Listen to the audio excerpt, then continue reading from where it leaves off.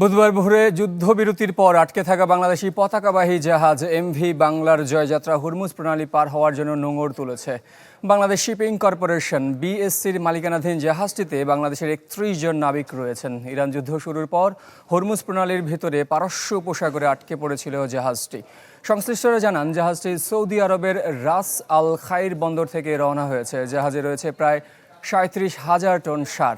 জাহাজটি হুরমুজ পার হওয়ার পর ক্লিংকার বেশি থাকলে সিমেন্ট বেশি খাঁটি। আনোয়ার সিমেন্ট। দক্ষিণ আফ্রিকার কেপটাউন বন্দরে নেওয়া হবে, তবে হরমুজ পার হতে আর অন্তত 2 দিন সময় লাগতে পারে। ভারত থেকে পণ্য বহন করে গত 2 ফেব্রুয়ারি হরমুজ প্রণালী পেরিয়ে পারস্য উপসাগরে প্রবেশ করে বাংলার জয়যাত্রা।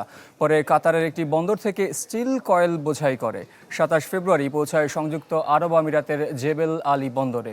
এরপর দিনই ইরানে হামলা চালায় যুক্তরাষ্ট্র ও ইসরায়েল।